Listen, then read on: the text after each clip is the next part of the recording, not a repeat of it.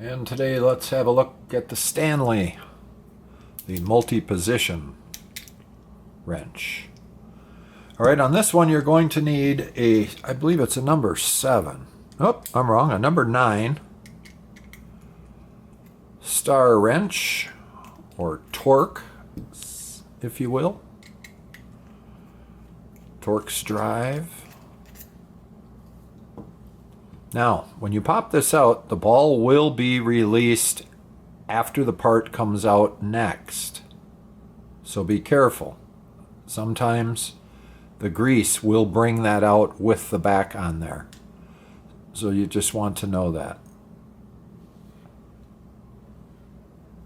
That's what you have inside.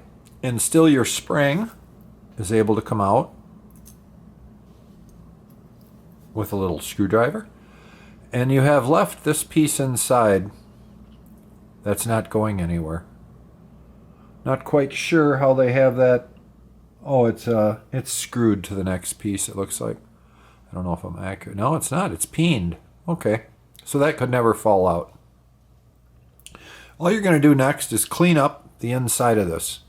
So give it a shot of brake clean or contact cleaner or WD-40, blast it in there. We'll even clean it. Whatever you need to, clean that up. Separate these two pieces. Clean these up, just get the oil off of them. And this in itself really isn't going anywhere. Lastly though, clean the inside of this. Drop that ball inside, make it come back in and out while you're giving a little spray on there. And you'll clean all the dirt out of the inside of there. When you're all done, don't re-lubricate it. Leave that dry.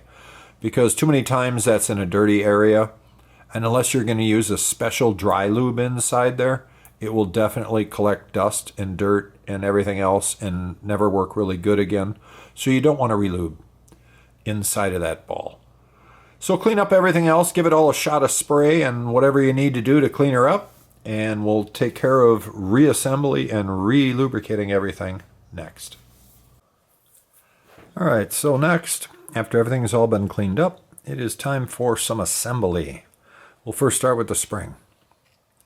If you grab that with a little needle nose, you can probably get that. Don't put any pressure on it really though. Probably get it to get over that little knob in there. Boost it in there with something non-magnetic would help. And then you're going to take I think what we should do next is put a little bit of grease on the end of that spring to be our glue. And that's going to hold that ball in.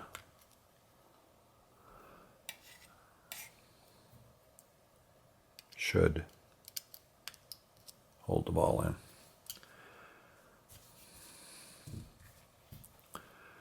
All right, we take our little ball, drop this in here, and then position it up on top of the grease, right in the center of that spring. And again, something that isn't magnetized would be a good idea, or it will take you a while to do this. Once we have it situated in there, give it a little touch. That'll get that ball seated on that grease. Next, you're going to set this for its travel to the one direction or the other. The little switch in back, just set it to where its maximum travel normally is, to the left or to the right, whichever one is fine. Next, what we're going to do is we're going to clamp this off the edge of the table. Okay, we're clamped up, but you still need to make sure that that selector switch is in the exact place it needs to be, and I can feel it in here. It's off to this angle from behind. And the top of the hex nut, let's call it, looks flat on top and on this side and on this side. So I'm assuming that's where it needs to line up, because if we look inside here, we have orientation marks that indicate that. So next you're going to need lubrication on whatever side of this would go down, right? So we'll put a little bit on here. Let a little bit drift inside, and that'll be okay. Now we're going to take our screwdriver And we're going to keep that ball inside as we drop this in on an angle.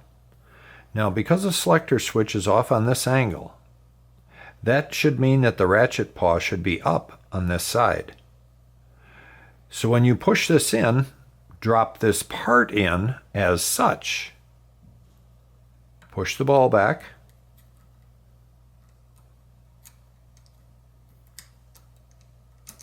Sure, it's got to go in on a little angle for me.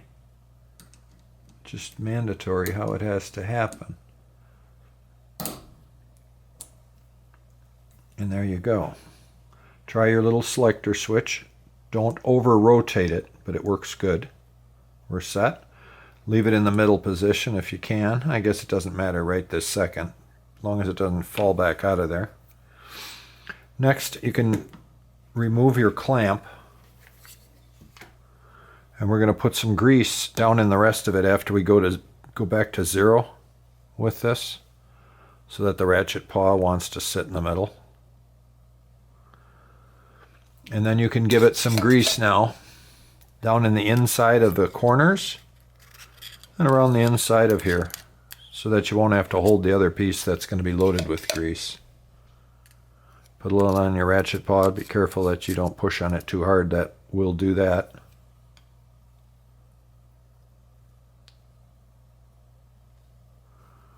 We're back to 0. And the last thing you're going to need to do is the opposite side of this piece, because this is going to sit like this, so you would need to have this side have a little grease on it for that plate that's going to go on next. You only need to butter it up real lightly. Don't get too carried away, as that won't help you. Once you drop it in,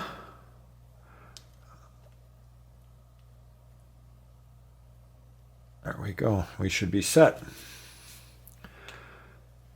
All simple downhill from here. You might want to add a little bit of grease to the top of the ratchet paw.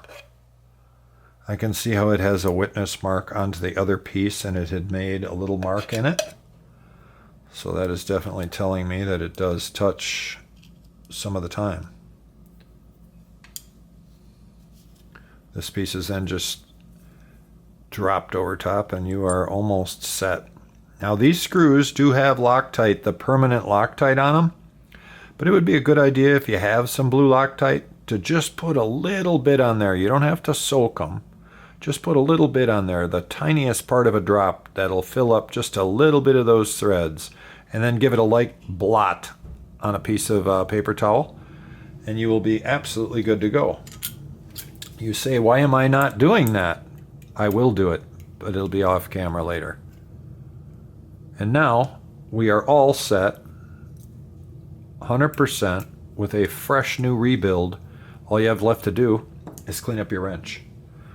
Get all the grease off of it and whatnot, but it now works very quietly and accurately. I love it. We're ready to go. Let's move on to the next one.